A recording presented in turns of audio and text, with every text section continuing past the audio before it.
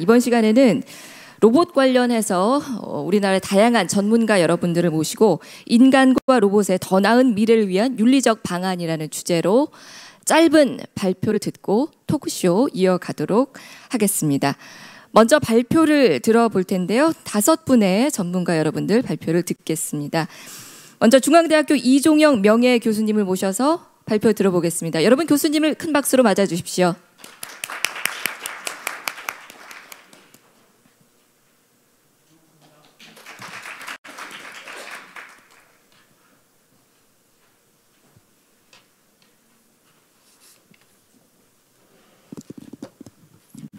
네, 여러분 반갑습니다. 저는 중앙대학교 명예교수로 있는 이종영입니다. 로봇 산업과 관련된 여러 가지 법 정책을 해왔어요. 고민을 하면서 오늘 윤리와 관련된 문제도 하나의 사항이었습니다. 이 어떻게 우리가 접근해야 될까라고 하는 것이었는데, 처음에 저는 이렇게 생각했어요. 로봇 윤리다라고 하는 게 있을까? 꼭 필요할까? 다시 말해서 지금 현재 인류는 수없이 많은 기술 발전을 통해 가지고 지금의 번영과 행복을 누릴 수 있게 되었습니다. 여러분 알다시피 수명이다라고 하는 게 오래 사는 게 좋은지 아닌지 모르지만 일단 우리는 조금 더 오래 사는 걸 보다 더 가치적이다라고 이야기를 하지 않습니까? 그다음에 보다 더 자유롭게 되어 있는 것, 물질이 풍부하면은 인간의 자유를 더 신장시킬 수 있습니다. 이렇게 한 것은 결국은 우리가 이야기할 때 여러 가지 사회과학의 힘도 있지만은 또 안 그러면 기술의 발전, 그것이 인간의 기여한 덕에 우리가 이 정도 번영을 하지 않았는가. 제가 이런 말을 꺼내는 이유는 기본적으로 기술이다라고 하는 것은 끊임없이 발전되어 왔는데 어느 날 갑자기 로봇이다라고 하는 것은 지금까지 발전된 기술과는 완전히 다른 새로운 기술인가? 다시 말해서 갑자기 전혀 예측하지 않는 기술인가? 그렇다라고 하면 우리가 로봇에 대한 윤리를 다시 한번 곰곰하게 생각해 봐야 될 건데, 그렇지 않고 발전된 기술이 하나에 속한다.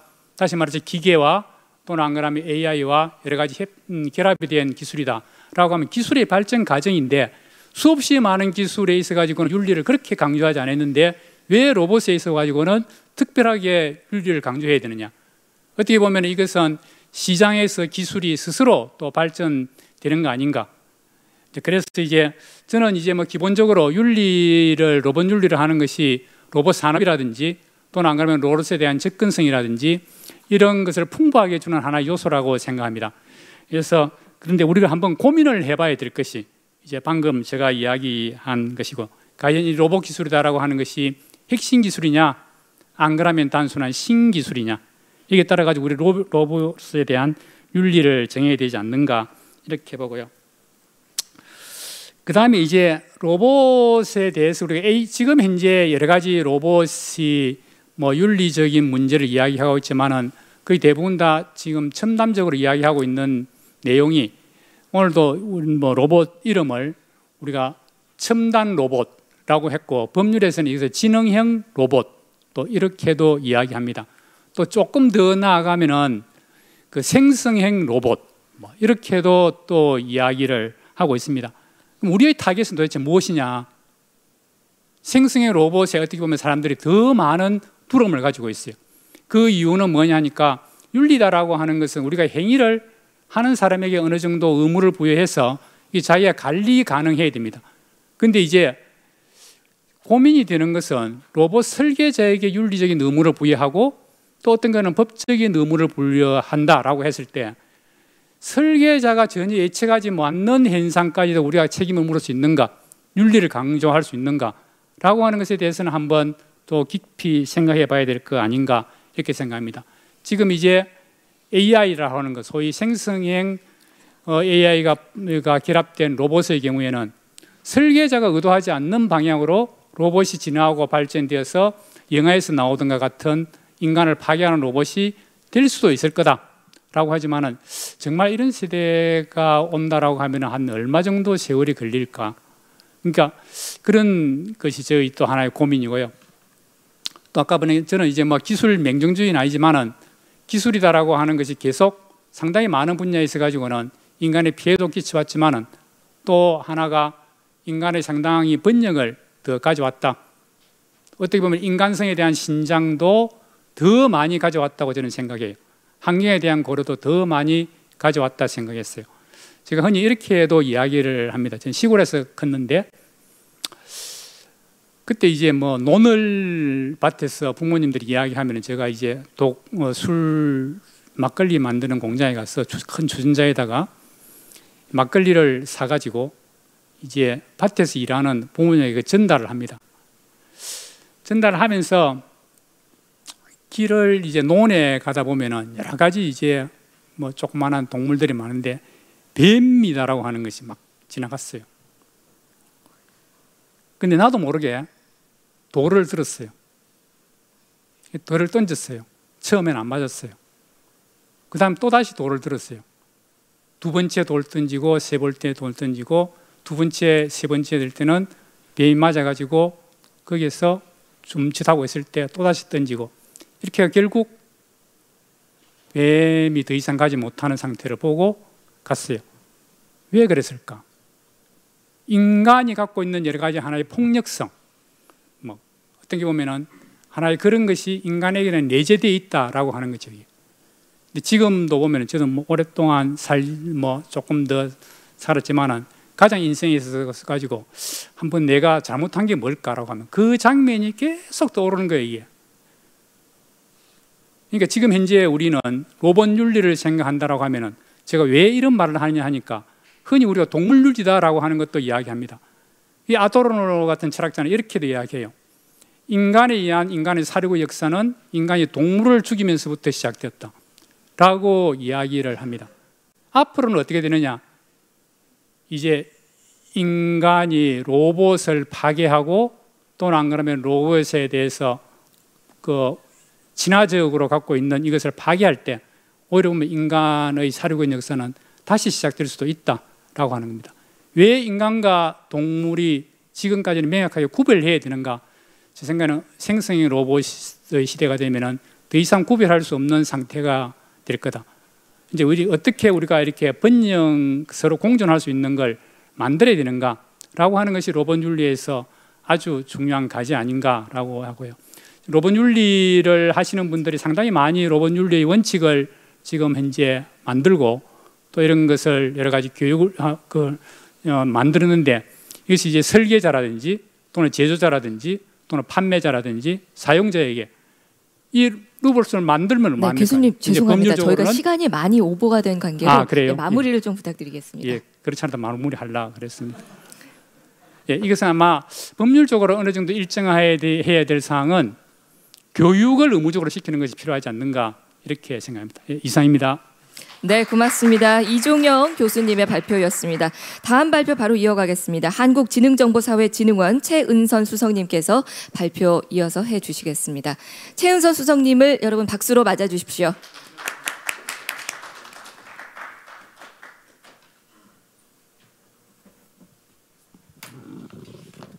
네, 그리고 참고로 발표 시간은 5분으로 제한이 되어 있다는 점 다시 한번 안내를 드리도록 하겠습니다.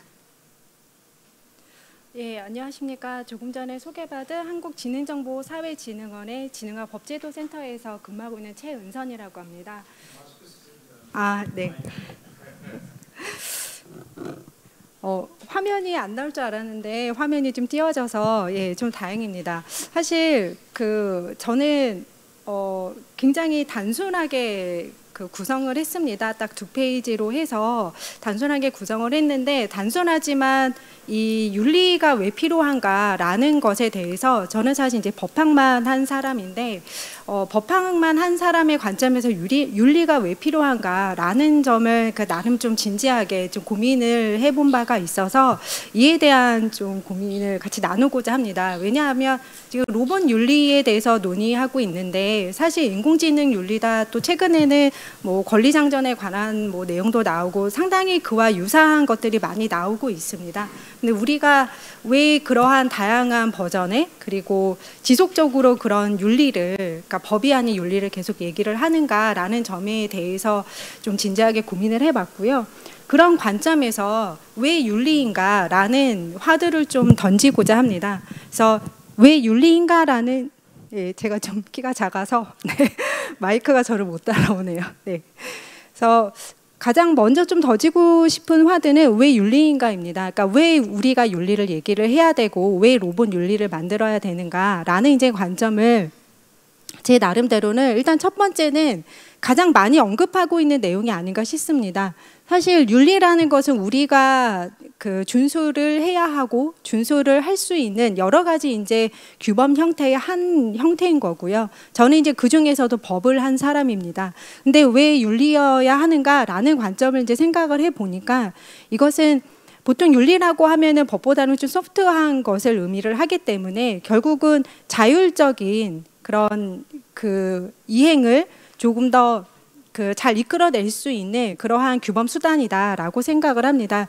근데 자율 규제 지향이라는 측면이라고 해서 처음 먼저 생각을 해봤는데 그 다음에 든 생각은 이제 법과의 관계였습니다.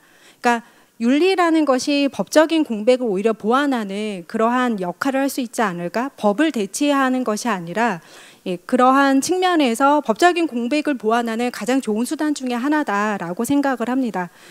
그리고 무엇보다 중요한 것은 기본이 중요하지 않나라고 생각을 합니다. 사실 우리가 로봇 윤리를 얘기를 하지만 법에 규정된 로봇 윤리의 개념도 마찬가지로 그러하고 실제 우리가 로봇이 이래야 된다라고 말하는 것을 고려를 하면은 결국 그 로봇이 이행해야 되고 사람이 해야 되는 그런 모든 것들을 종합을 해보면 그 이행자는 결국은 사람입니다. 사람이 윤리적이어야만 결국은 로봇도 윤리적인 게 되는 것이고 그리고 그것을 이용하는 그 사람 중에 한 명도 윤리적인 이제 사용을 할 수 있게 되지 않나라고 생각을 합니다. 다음 화면. 네. 그리고 그러면 이제 왜 로봇 윤리이고 무엇을 담아야 하는가? 그러니까 윤리 중에서도 왜 로봇의 윤리를 얘기를 해야 되고 물론 앞서서 한정혜 교수님께서 로봇 윤리에 담아야 하는 구체적인 내용을 말씀을 해주셨는데요. 제 나름대로 생각한 것은 일단 인공지능은 보통 소프트웨어로 정의를 하죠. 근데 그것의 외형, 즉 물리적인 형태가 덧붙여짐으로써 우리나라에서 정의를 하고 있는 그런 이제 로봇의 형태가 완성이 됩니다. 그래서 인공지능이나 컴퓨터 그런 시스템의 하드웨어가 이제 덧붙여진 형태가 바로 이제 로봇이 되는 거고, 그리고 지금 보시는 이제 바와 같이 요 이제 제가 세 가지의 이제 형태의 로봇을 이제 가지고 왔는데요. 바로 저러한 측면에서 한정혜 교수님께서 이제 안전성이라는 측면을 굉장히 강조를 해주셨던 걸로 생각을 합니다. 그래서 그러한 부분, 그리고 마지막에 이제 그 사람과의 관계, 그러니까 사람이 사용을 직접 하기도 하고 로봇 자체가 또 사람의 그런 외형을 갖기도 하거든요. 위에서 보시면 테슬라 옵티머스 같은 경우는 로봇이 가장 하기 어렵다는 분류 작업을 하고 있는 장면입니다. 그래서 그 사람과 유사한 그런 형태로 해서 사람과 유사한 그런 이제 동작을 수행을 할 수가 있게 되는 거죠.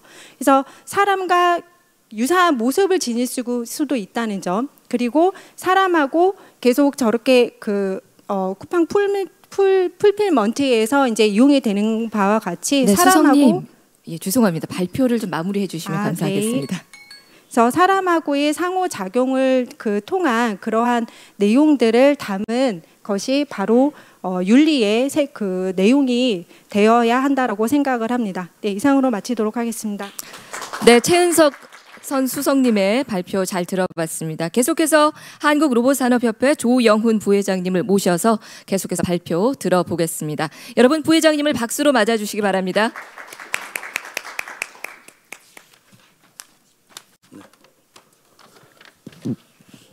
오늘 패널 토의를 준비하면서 이런저런 생각을 많이 했습니다. 많이 했고 특히 저는 오늘 가이드라인을 보질 못했어요. 윤리 현장도 보지를 못했기 때문에 과거에 그렇죠. 제가 25년 전 이 협회 오기 전에 셀프 레귤레이션이라고 해서 자율규제 관련된 전문가로 활동했던 경험이 있어서 그런 과정에서 좀 몇 가지 생각을 정리했는데 보니까 뭐 대부분 다 말씀하신 대로 제가 생각하는 대로 다 만들어지신 것 같아가지고 너무 훌륭한 작품을 만드셨다라는 생각을 좀 합니다. 먼저 그러면 좀 말씀을 좀 드리면 5분 안에 말씀을 다 드리겠습니다. 여기 내용이 좀 달라질 수 있는 것 같은데요. 저는 실외 배송 로봇이라는 의미가 등장이 어떤 의미가 있을까라는 생각을 합니다. 인간이 다니는 도로에 출현하면서 사실은 실제 상상성의 로봇과 인간이 공존하는 시대가 오지 않았나. 그동안 뭐 우리가 저기 식당에 들어가는 로봇이라든지 이렇게 조리 로봇 이런 얘기를 했지만 그거는 특정 지역 아니면은 뭐 서빙 로봇도 특정 공간 안에서 했던 거지 인간과 함께하는 공간은 다른 문제라고 생각합니다. 실제로 실외 배송 로봇의 의미가 그런 의미가 있지 않겠나라는 생각을 하고 있고요. 이런 시점에서 로봇 기술에 대해서 윤리적 논의하는 자리는 매우 의미가 있다 생각합니다. 먼저 지금 4개월 동안 연구 과정을 통해서 77가지 윤리 가이드라인을 특히 자가 점검 리스트를 만들었던 것도 굉장히 인상적이었습니다. 인상적이었고 그리고 3대 가치와 6개의 윤리 원칙, 저는 개인적으로 대단한 성과라고 생각을 합니다. 하고 있고요. 윤리 원장을 만들어서 분야별로 만들어내는 것도 좀 놀라웠고요. 오늘 사실 이 회의가 끝나고 나서 제가 이제 저희 고등학교 동창들과 40주년 행사를 하러 이동할 겁니다. 40년 전에 제가 고등학교 다닐 때 고민했던 부분이 산업혁명 이후에 전 세계 과학기술자들은 자신이 만든 첨단 기술이 인간의 삶을 풍요롭고 윤택하게 할 것이라고 믿음을 통해서 연구를 계속했습니다. 하지만 과학기술은 양면의 동전의 양면과 같은 문제가 있었습니다. 역기능도 많았죠. 노벨의 다이너마이트 발견이라든지 페르미의 원자로 발명은 우리가 생각하는 인간을 윤택한 게 아니라 전쟁 속에서 뭐 더 많은 생명을 앗아가는 형태가 됐었던 거죠. 그럼 저는 다시 이 상황에서 로봇 윤리에 관련된 말씀을 드리고자 합니다. 로봇 윤리에 관련해서는 뭐 지금 데이터를 좀 잘못 알고 있어서 좀 바꾸고 하는데요. 로봇 활용과 확대 그리고 공존이 본격화되는 과정에서 오늘 보니까 이제 미국이나 EU나 일본 이런 쪽에서 로봇 윤리가 이제 헌장 발표되고 또한 윤리에 대한 법적 책임에 대한 논의, 규제도 논의가 되는 걸 확인됐습니다. 우리나라의 경우에는 지금 로봇 제품과 로봇 서비스에 대한 윤리라든지 로봇 개발자에 대한 윤리가 좀 사실은 기본적인 현황 조사가 지금 거의 없는 것 같습니다. 없고 중소기업이 비중이 높은 산업 특성상 로봇 윤리에 대한 기업의 관심들이 매우 높지 않은 상황이라고 생각합니다. 사실 이런 상황에서 로봇 윤리가 어쩌면은 규제 강화라는 의미로서 기업 성장에 부정적인 영향을 미치지 않겠냐는 생각도 기업들이 하고 있을 거라 생각합니다. 저희 협회도 마찬가지로 산업 성장에 미칠 영향이 어떻게 될 건지 주의 깊게 살펴보고 있습니다. 그래서 저희 협회에서 생각으로는 이러한 그 로봇 윤리에 대한 구체적인 논의가 진행되는 과정에서 앞서 말씀드린 것처럼 로봇 기업들에 관련한 윤리에 대한 인식 조사가 좀 선행돼야 될 것 같고요. 그런 조사 결과를 토대로 해서 정책 방안을 만들어서 같이 추진하는 게 좋지 않겠나라고 생각합니다. 또한 그 셀프 레귤레이션 측면에서 볼 때는 좀 사업자 입장에서는 과도한 제한이 될 수 있어요. 그 로봇 윤리 가이드라인이 좀 더 민간과 함께 협력하면서 민간과 같이 공존하는 형태의 가이드라인을 만드는 것들이 중요하지 않겠나라는 생각이 좀 들고요. 뭐 그런 과정에서 권고도 하고 제안도 하고 하는 과정이 되면 저희들이 여기 있는 모든 분들이 꿈꾸는 인간과 로봇이 공존하는 세상을 만들 수 있지 않겠나 생각합니다. 오늘 끝으로 더 많은 얘기를 고민했는데 대부분 다 셀프 레귤레이션을 다 만드시고 또 가이드라인을 만드시고 체크리스트를 만드는 이런 모습을 보니까 뭐 제가 특별하게 더 얘기할 수 있는 건 아닌 것 같습니다. 다만 그 말씀하셨던 중간에 보니까 산업협력도 여러 가지로 하시겠다는 또 의견도 있었습니다. 그걸 보고 좀 저희 협회에서도 여러 가지 함께 할 수 있는 부분을 찾아보고 또 관심이 없는 기업이라 하더라도 그 기업들을 모아서 이런 자율규제 관련되는 부분에 대해서 뭐 잘 모르시면 알려드려야 되는 거고요. 그리고 교육도 시켜야 되는 부분도 있는 거고 그러면서 산업을 좀 세련되게 좀 이렇게 성장할 수 있는 방법을 같이 강구하고 싶습니다. 네, 이상 발표 마치겠습니다. 네, 조영훈 부회장님 발표 고맙습니다. 계속해서 법무법인 율촌의 김선희 변호사님 모셔서 발표 들어보겠습니다. 여러분 변호사님을 박수로 맞아주십시오.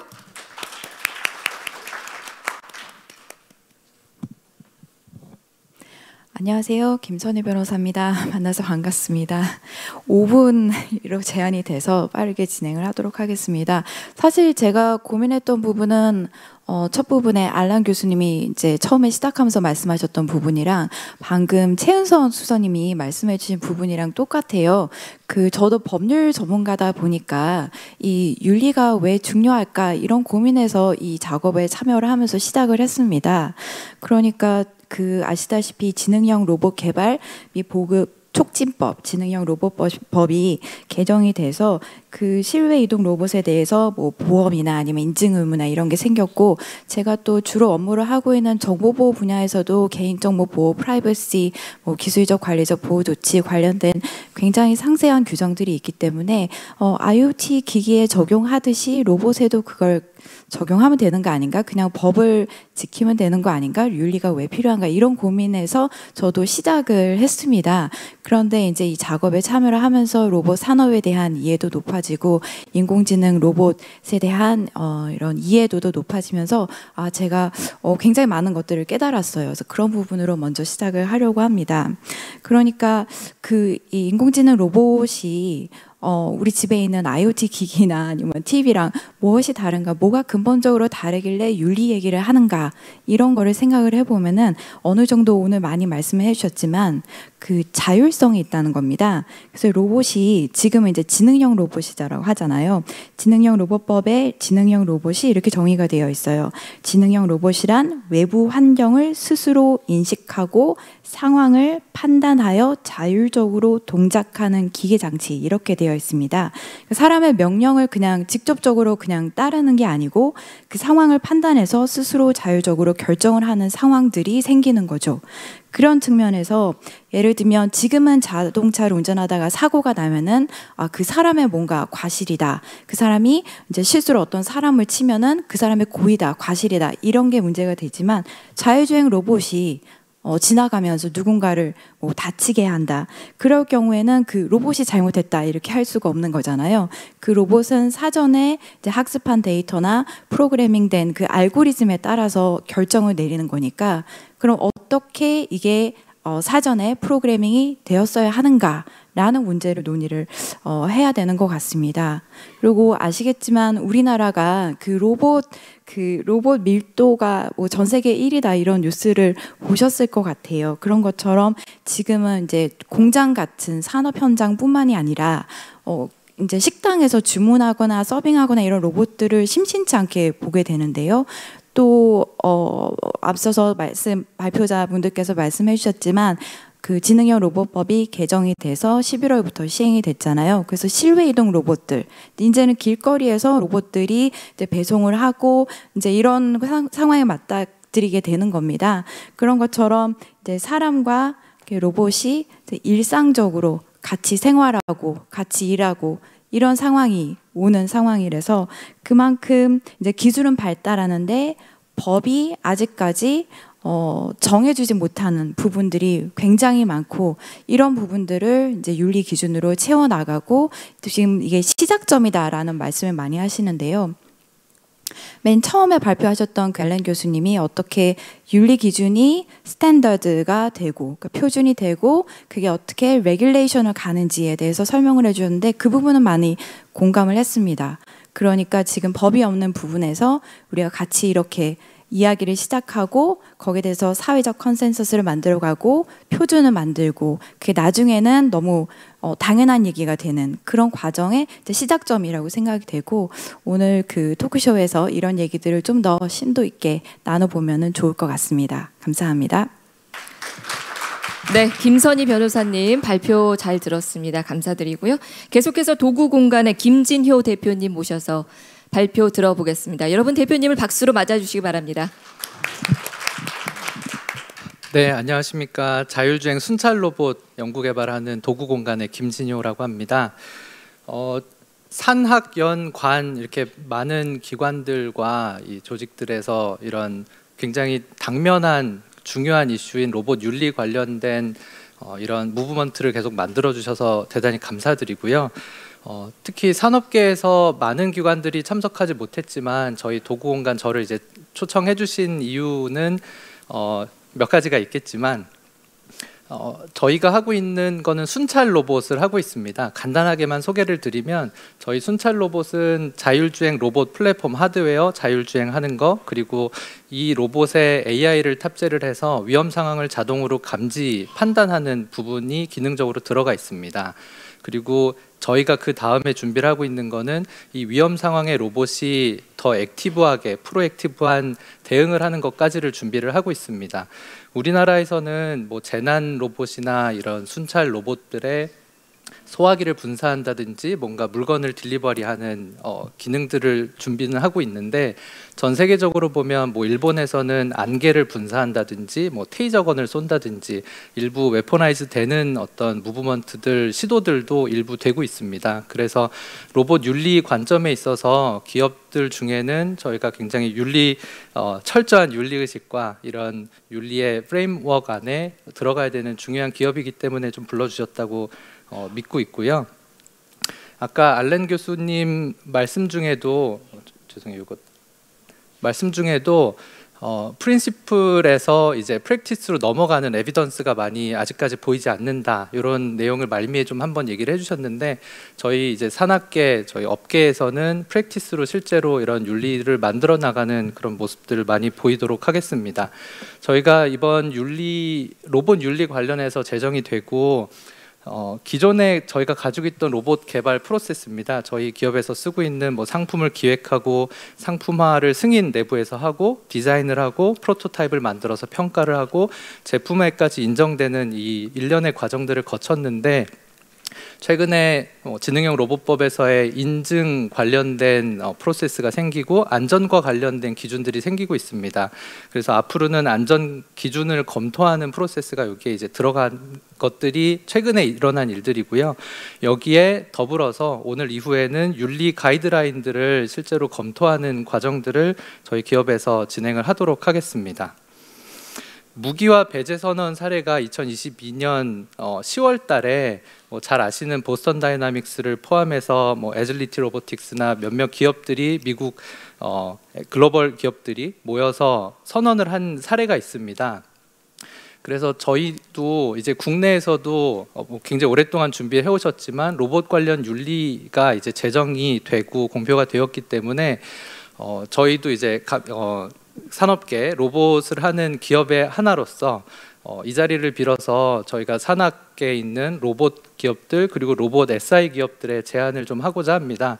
이런 로봇 기업들이 우리 국내에서도 윤리와 관련된 철저한 윤리의식과 목적성, 방향성을 공유를 하고 이런 것들이 페이퍼로 혹은 저희의 이 윤리적인 방향성을 스테이트먼트로 선언을 하고 또 앞으로의 사업 방향에 좀 적용을 하는 그런 무브먼트를 저희가 좀 제안을 하고자 하고요.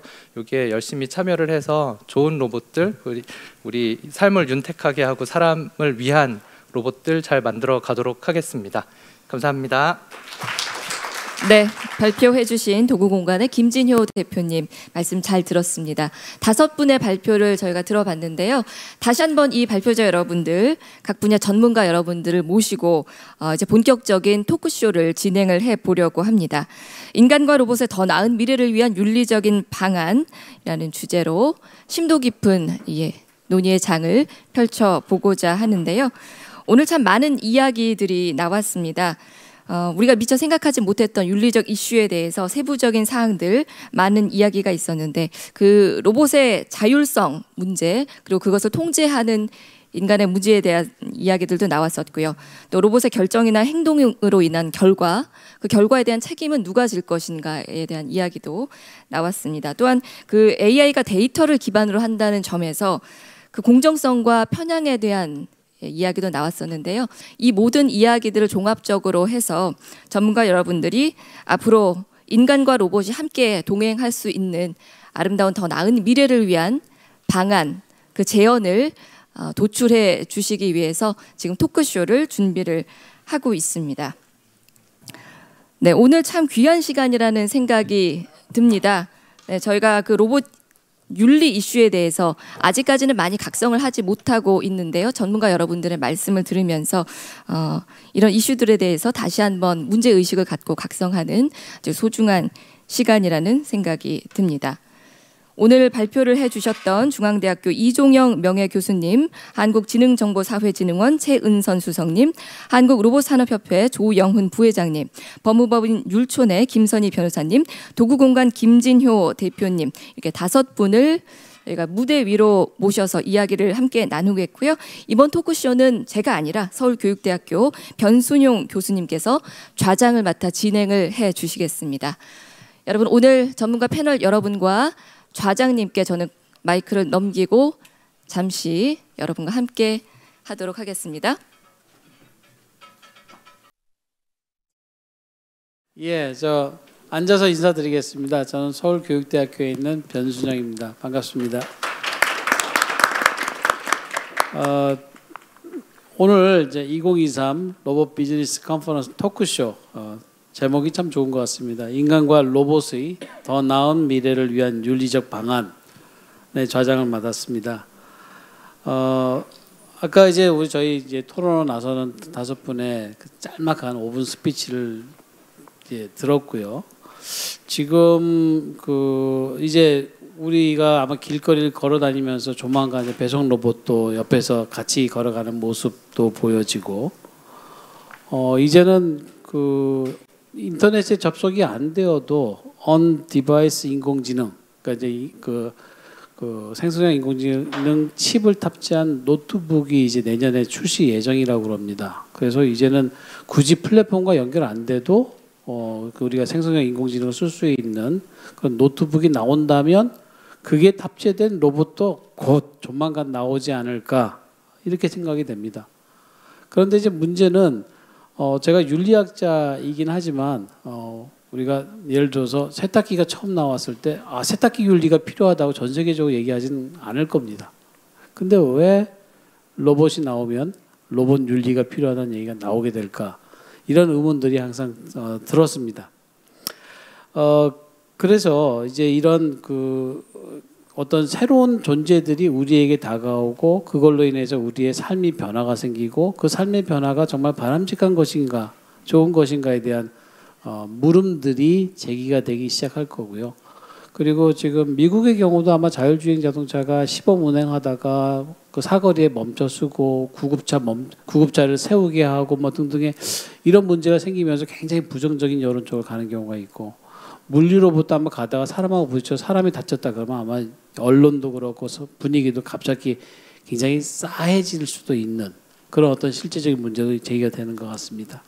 그래서 이 개발 과정에서도 중요하고 또 그것을 사용하는 과정에서도 굉장히 많은 문제들이 산적해 있는 분야인 것 같습니다.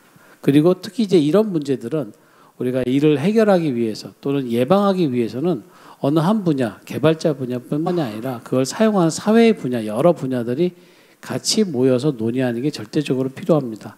아까 예를 들어서 뭐 케어 로봇의 경우에도 로봇 전문가인 로봇, 그다음에 뭐 윤리 전문가도 있어야 되긴 하겠지만 거기에 또 필요한 게 간호 전문가도 또 필요합니다. 제가 얼마 전에 그 국립재활원에서 이제 프로젝트를 발주해서 한양대 간호학과에서 이제 돌봄 로봇과 관련된 걸 하는 프로젝트에 참여해서 발표를 해준 적도 있습니다. 그렇게 보면 아마 오늘 이런 자리가 우리가 지금 각계각층의 전문가 여러분들 모시고 좀 이렇게 자유롭게 토론할 수 있는 좋은 자리이지 않을까. 그게 아마 이번 토론 자리의 가장 중요한 의미라고 생각을 합니다. 그래서 이미 이제 그 발표자분들은 우리가 소개가 되었고 또 이야기들도 좀 들어봤습니다. 그래서 저에게 주어진 게 이제 몇 개의 큰 주제가 있는데, 우선 이 첨단 로봇, 그러니까 지능형 로봇, 또 뭐 생성형 로봇 시대에 우리가 가장 중요하게 생각되는 윤리적 이슈가 무엇인지에 대해서 우선 산업 현장에 계신 우리 김진효 대표님하고 또 협회에서 우리 조영훈 부회장님, 그리고 이제 아까 좋은 말씀해 주신 우리 이종영 교수님께 의견을 먼저 구하고요. 그리고 나서 우리 최은선 수석님하고 김선희 변호사님께 가장 중요한 이슈가 무엇인지 뭐 많겠지만 하나만 딱 그리고 그게 왜 중요한지 그걸 좀 들어보는 기회를 가졌으면 좋겠습니다. 예, 먼저 우리 김진효 대표님께 먼저 마이크를 드리겠습니다. 예. 네. 먼저 이야기할 수 있는 기회를 주셔서 감사합니다. 제가 가장 중요한 거를 이제 질문해 주셨는데 저희는 로봇 비즈니스를 직접 하는 입장에서 그러니까 저희 입장에서 조금 다른 관점을 좀 말씀드리고자 합니다. 로봇 윤리를 이야기할 때 이번 로봇 윤리를 작업하면서도 있었던 이야기지만 로봇을 기획하는 사람들, 로봇을 제작하는 사람들, 로봇을 사용하는 사람들 이런 이제 주체들이 있습니다. 근데 이번 로봇 윤리에서 작업된 거에 좀 중요한 저희 입장에서 중요한 것 중에 하나는 로봇을 만나는 일반 시민들이나 일반 대중들이 하나의 중요한 로봇 윤리를 가져야 된다라는 내용이 좀 포함이 되어 있습니다. 저희가 실제로 로봇을 운영하다 보면 로봇 앞을 호기심 때문에 앞을 막아선다든지 로봇을 부서지진 않는지 쳐본다든지 아까 전에 영상에도 잠깐 있었습니다만 로봇을 이 해킹을 하거나 아니면 로봇을 임의로 움직인다든지 하는 이런 대중들의 이 호기심이 있는데 이런 것들도 로봇을 이용하고 로봇과 공존하는 시대에 시민의식과 이런 대중들의 좀 윤리의식이 좀 필요하다. 저희는 이게 좀 중요하다고 생각하고 있습니다. 예, 그 말씀 들어보면은 이제 아마 우리도 로봇에 대한 사람의 에티켓까지 이제 얘기해야 될 그 단계가 오지 않았나 싶은 생각도 좀 들었습니다. 예, 알겠습니다. 아마 사용자 교육도 중요한 부분인 것 같다는 말씀을 주신 것 같고요. 우리 조영훈 부회장님. 예. 네. 로봇 관련되는 윤리는 아무래도 그 새로운 아까도 제가 말씀을 드렸지만 산업계 입장에서는 규제가 될 가능성이 많습니다. 그래서 규제가 되지 않는 범위 내에서 그 원하는 우리가 로봇과 인간이 공존할 수 있는 그런 세상을 만들기 위해서 어떻게 산업계는 지금 현재 나와 있는 이 가이드라인을 그 산업에 맞는 그리고 뭐라고 할까요? 그걸 좀 체계화한다고 할까요? 아니면은 자율규제 형태로 해서 여길 체크리스트도 좋았는데요. 그런 걸 이용해 가지고 인간과 여러 가지 산업 현장에서 그리고 산업 현장보다는 일상 현장이겠죠. 일상 현장 속에서의 나타날 수 있는 문제점을 최소화시키는 것들이 가장 중요하다고 생각을 하고요. 그 여러 가지 과학 기술이 사회 악을 만들 수도 있고 우리 삶을 윤택하게 만들 수도 있습니다. 그런 과정 속에서 그래도 새로운 삶을 하기 위한 진척하기 위해서 사업자들도 더 같이 고민해야 되지 않을까 생각합니다. 예, 저도 사실 그 로봇 윤리 가이드라인 만드는 작업도 했고 자율주행차 윤리 가이드라인 만드는 작업, 인공지능 윤리 기준화 만드는 작업 다 참여하면서 늘 들었던 게 이제 산업계의 공통된 의견입니다. 항상 윤리는 그래서 제가 좀 이따가 좀 여쭤보고 싶은 게 과연 윤리가 규제일까요? 이 질문에 대해서도 한번 진짜 사업하시는 분의 입장에서는 저희들은 이제 윤리는 어떻게 보면 방향성과 물꼬를 터주는 역할을 하는 거라고 생각하는데 어떻게 얘기를 해도 항상 규제로 받아들이시는 게 참 답답한 면도 있었는데 그 부분에 대해서도 좀 이따가 의견을 조금 한번 구해보겠습니다. 예, 그다음 우리 이종현 교수님께서 학계를 대표하셔서 제일 중요한 이슈가 뭐라고 생각하시는지. 예. 예, 저는 학계를 대표하는 건 아니고요. 제가 갖고 있는 교수님 생각이 로봇도 이제 계속 진화를 하지 않습니까? 어떻게 보면은 그 센스가 붙어가지고 산업에서 흔히 쓰고 있는 로봇도 다 로봇이다라고 하고 실내 이동 로봇도 로봇이다라고 하고 지금 이제 로봇 문제에 있어 가지고 가장 저희들이 걱정하고 윤리에 대한 문제를 특히 강조해야 될 분야는 그 생성형 로봇에 대한 문제다 생각합니다. 생성형 로봇이 왜 문제가 되느냐라고 하니까 윤리다라고 하는 것은 각 개인에게 자기의 행위를 자기의 생각을 어느 정도 통제할 수 있을 때 그 사람에게 윤리를 요구할 수 있는데 생성형 AI 경우에 있어 가지고는 그것을 개발하는 자가 통제를 할 수 없습니다. 이것이 통제를 할 수 없는 사람에게 무슨 윤리를 요구할 수 있습니까? 이게? 그러니까 이것을 그러면 우리가 윤리를 요구하지 못한다라고 하면은 그 윤리 외적인 용역을 갖춰야 될지 안 그러면 우리가 흔히 이렇게도 이야기합니다. 자기가 책임지지 못할 영역에 대해서는 더 이상 행위를 하지 말아라 라고 하는 것이 한스 요나스의 말인데 그렇다라고 하면은 지능형 로봇의 더 발전된 생성형 로봇의 경우에는 더 이상 개발하지 말라는 것으로 연결될 것인가? 저는 이렇게 생각해요. 인간이라고 하는 여러 가지 기계의 문명은 수없이 많은 리스크 테이킹을 하면서 발전돼 왔습니다. 모든 인간의 행복이라든지 자유다라고 하는 것은 리스크가 크면 클수록 거기에 대한 들어오는 혜택도 큰 것이 세상의 원리다 생각합니다. 그렇기 때문에 AI 로봇, 생성형 로봇의 경우에는 우리가 윤리 규제를 기존에 있는 윤리의 틀로 봐서 과연 이 문제를 해결할 수 있을까? 이는 다시 한번 생각해야 될 가지고 지금 현재 생성형 로봇에 대해서 가지고 우리가 고민해야 될 가지 아닌가 이렇게 생각합니다. 예, 아까 저 5분 발표해 주실 때 또 우리 요나스의 얘기도 해주시고, 아도르노 얘기해 주시고, 또 지금 저 요나스 얘기도 해주셨는데, 한스 요나스 같은 경우는 이제 이제 지혜를 굉장히 강조합니다. 지식과 지혜를 구분하고, 지혜에서 어떤 지혜냐면 과학 기술에 대해서 여기까지 더 이상은 안 돼라고 하는 걸 말할 수 있는 한계를 설정할 수 있는 지혜를 굉장히 강조했던 철학자이기도 합니다. 그래서 아마 우리 이 교수님께서 아마 생성형 인공지능에서 그런 어떤 위험성을 보시고 거기에 대해서 요나스를 인용하면서 아마 말씀을 해주신 것 같습니다. 예, 우리 그다음 우리 법률 전문가 분들께로 넘어가겠습니다. 우리 최은선 수석님, 예. 아까 발표하시긴 하셨는데 그래도 아마 가장 실무를 담당하시고 계시고 법 제정과 관련해서도 그렇고 그래서 가장 중요한 이슈가 하나만 꼽아서 먼저 좀 말씀을 해주시죠. 사실 그 생성형 인공지능이 적용이 된 것과 관련해서 사실 뭐 다 아시다시피 굉장히 많은 문서가 나오고 있고 이제 그런 문서들을 검토하는 과정에서 보면 현재는 가장 일단 제 생각은 아니고 말씀을 드리고자 하면 안전성하고 보안, 그다음에 신뢰 최근에는 이 세 가지 단어가 가장 많이 언급되고 있는 것 같습니다. 그리고 이 세 가지 단어에는 우리가 지금 얘기하고 있는 투명성, 공정성, 편향성, 차별 금지 이런 여러 가지 것들이 사실 다 포괄이 되는 표현이고요. 그래서 이것들과 관련해서 요 생성형 인공지능이 적용이 된 이제 로봇과 관련이 된다라고 하면 무엇이 더 이제 강조가 돼야 될까라는 점이 사실 이제 좀 고민인 건데 이것과 관련해서는 신뢰, 안전 그리고 보안이라는 이제 측면에서 보면은 이 로봇의 작동이라는 측면에서 보면 일단 안전성이 가장 중요하긴 한 것 같습니다. 예, 그래서 그런 좀 세이프티가 좀 많이 좀 더 강조가 돼야 되지 않나 생각을 합니다. 네. 네, 우리 최은선 수석님께서는 이제 안전성과 보안 신뢰성인데 가장 중요한 건 안전성이지 않느냐, 이제 그렇게 말씀을 주셨고요. 우리 김선희 변호사님은 예. 네.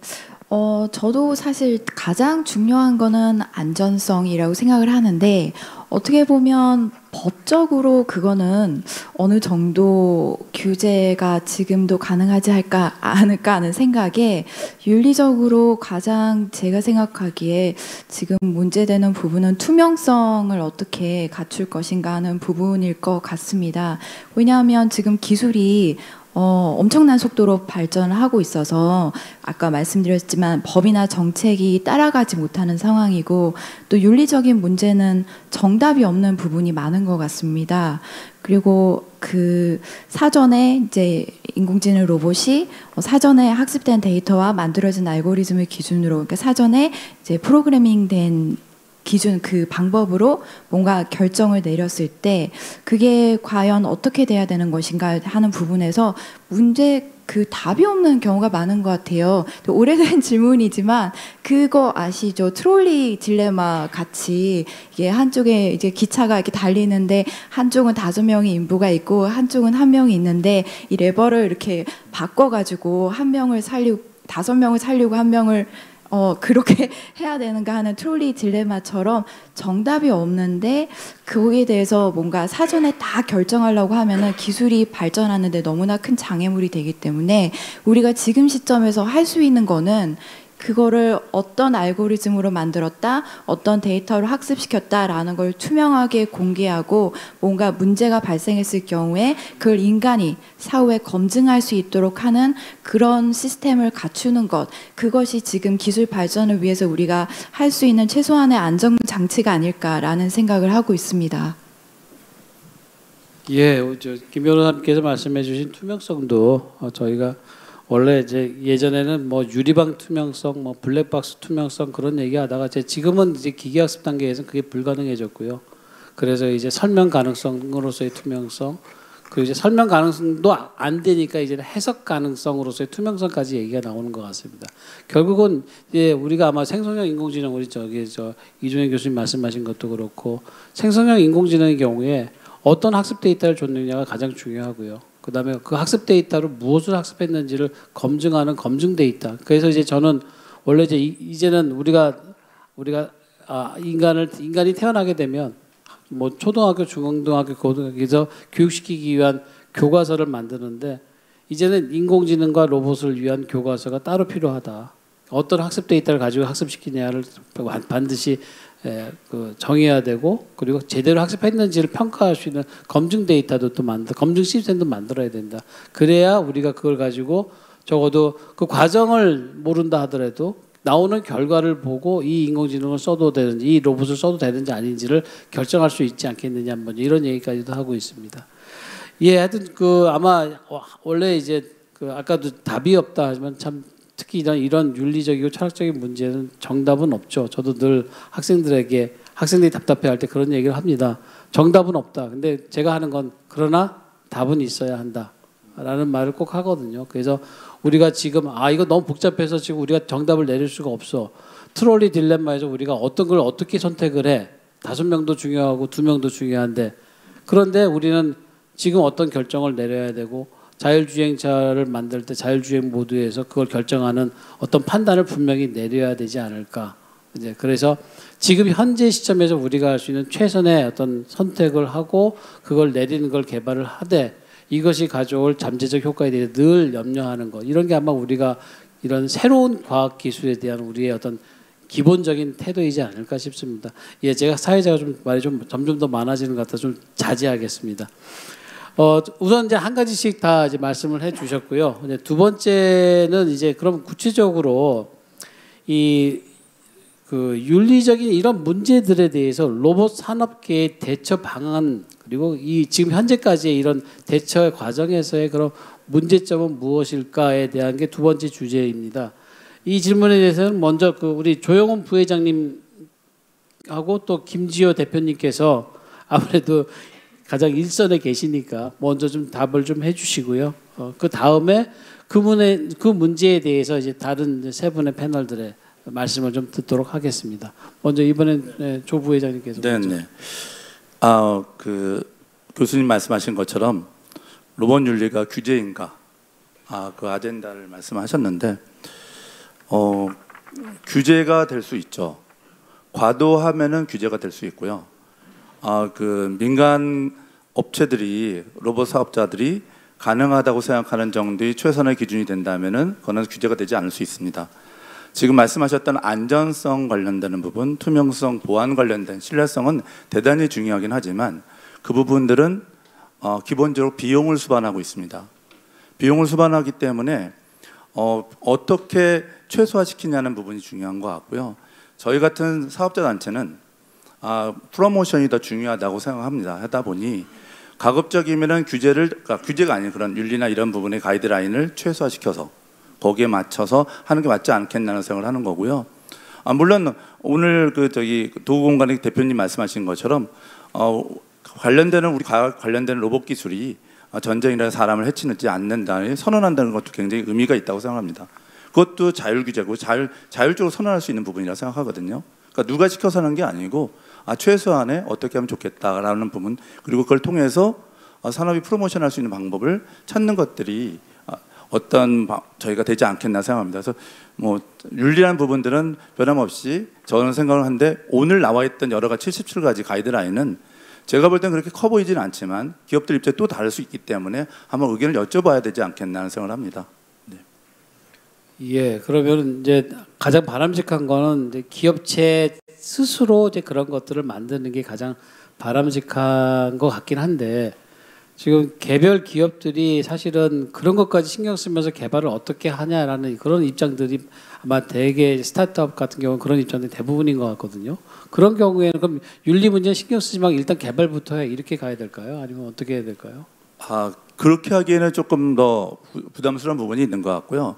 제가 셀프 레귤레이션이라는 단어를 썼던 이유는 과거에 이제 인터넷 사이트 관련돼서나 아니면 전자상거래 관련돼 가지고 사업이 굉장히 붐업됐을 때, 그러니까 소비자 보호 문제, 이용자 보호 문제가 핫 이슈가 됐을 때 지금 여기 나오는 아까 보니까 그 앨런 교수님 말씀하셨던 BS가 나오는데 BS 7799라는 또 어떤 저기를 가지고 규제 라인을 만들어서 기업들이 그러니까 소비자나 이용자가 문제를 제기하지 않을 정도의 최소한의 자율 규제를 만들어내는 부분이 된다면 그런 범위 내에서 타협안이 될 수 있다라는 생각을 저는 가지고 있습니다. 예, 아마 그런 면에서 로봇산업협회가 하실 일들이 많지 않을까 그렇게 생각이 좀 됩니다. 알겠습니다. 예, 그럼 우리 김 대표님 좀 답을 해주시기 바랍니다. 네, 이렇게 고민을 해보고 이야기를 하다 보면 로봇의 활용에 대한 어떤 이데올로기라는 어떤 프레임까지 언젠간 또 나오지 않을까 하는 고민이 됩니다. 이게 이 사회 문화적인 어떤 이 상황이나 아니면 또 로봇을 사용하는 그 분야의 어떤 특성들이 로봇을 어떻게 쓰고 거기에 이제 개별적인 어떤 윤리가 적용되는 것도 앞으로는 있지 않을까 하는 생각이 좀 들고요.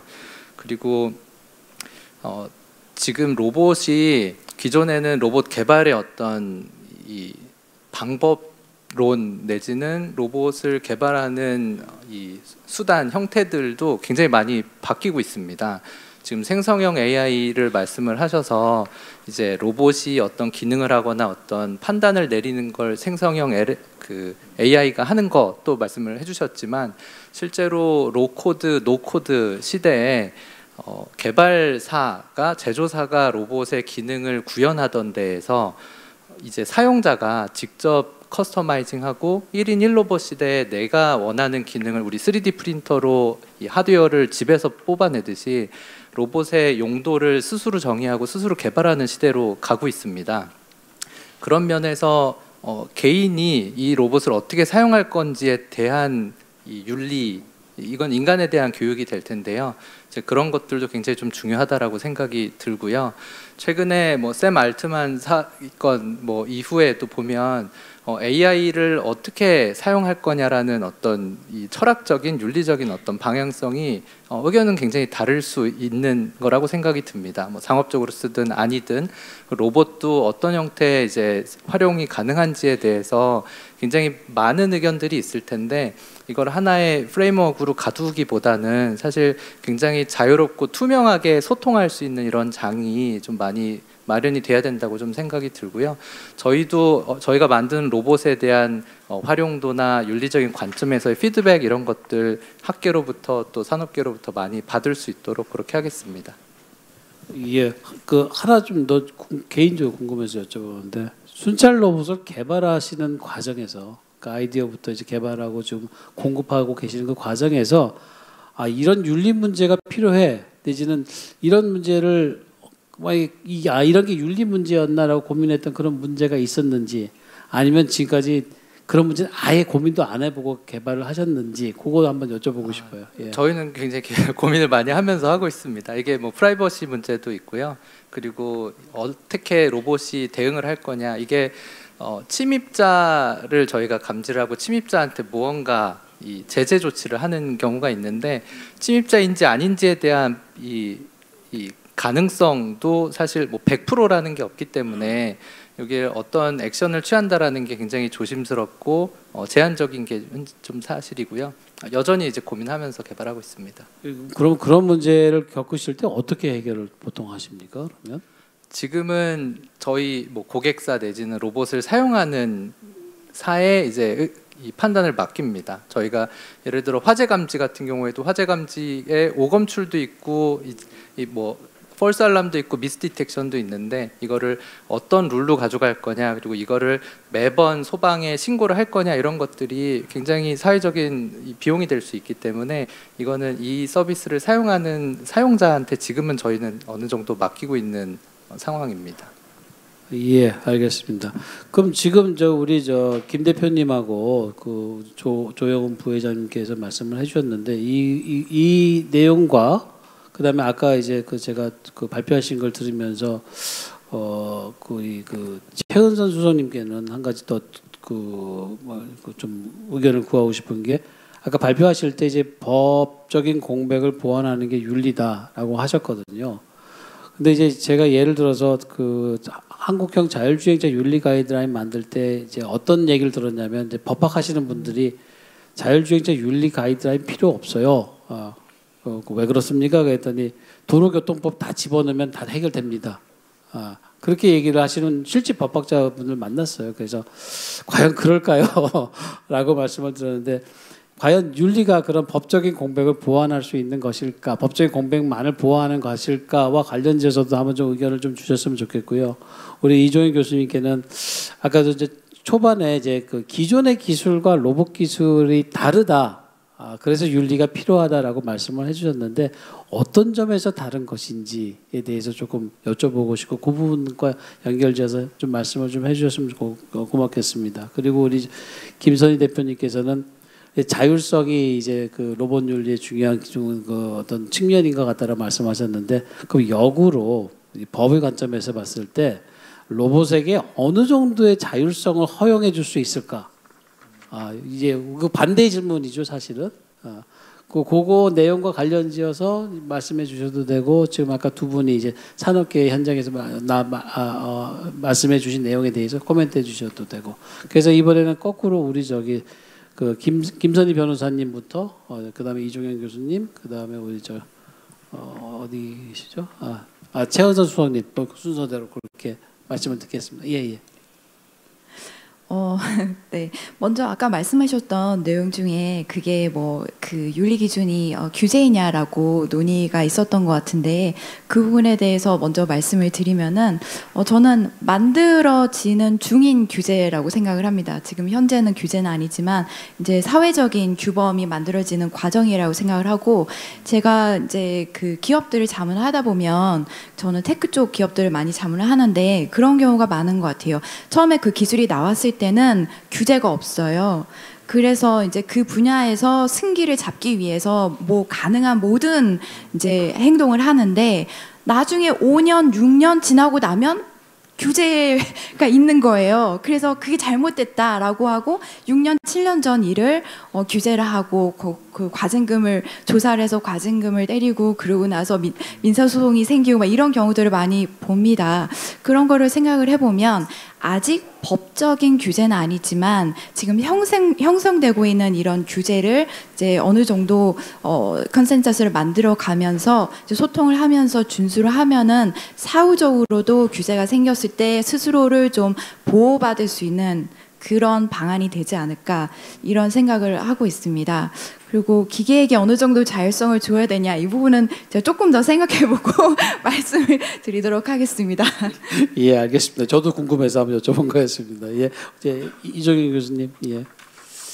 예, 제가 로봇 분야가 다른 분야의 기술보다도 좀 다르다라고 하는 거는 뭐 다 다르기 때문에 수없이 많은 다른 기술들, 지금 뒤에 있는 카메라 장치도 저기에 대해서 윤리 규정을 요구하지는 않잖아요. 이미 윤리학자들이 수없이 이 문제를 집중하고 있는 것 자체가 이미 기존의 기술과 다르다라고 하는 것을 말하는 거고요.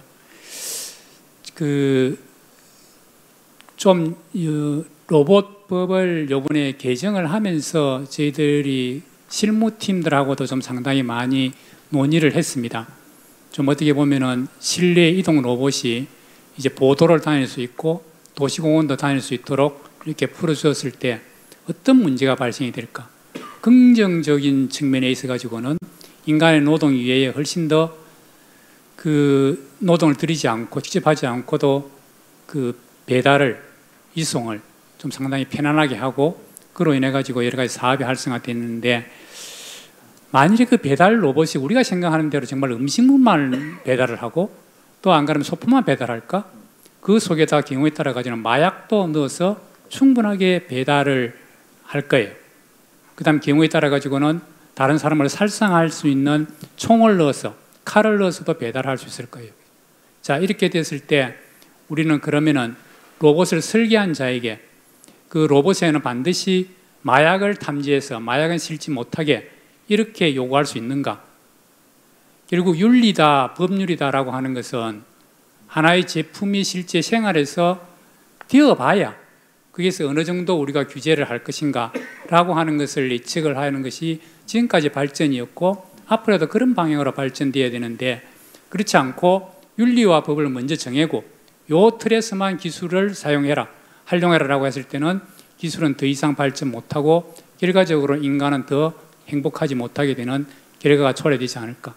인간은 끊임없이 새로운 분야에 대해서 탐구하면서도 행복을 느끼고 또 안 그러면 새로운 문명에 의해서 적응하면서 행복을 느끼고 인간 자체는 하나에 적응할 수 있는 역량을 충분하게 갖추고 있다. 그래서 우리도 오늘 여기에 있는 토크스에 참여한 대부분도 인간과 사회가 공존하는 것을 만들자라고 하는 것은 어떻게 보면 로봇에 대한 이야기보다도 우리 인간이 보다 더 공존할 수 있는 대로 마인드를 조금 바꾸었으면 좋겠다라는 한 유행수도 있지 않나 이렇게 생각합니다. 네, 이상입니다. 예, 감사합니다. 저 좋은 지혜의 말씀을 좀 주신 것 같습니다. 우리 끝으로 그 최은선 수석님 의견 좀 듣겠습니다.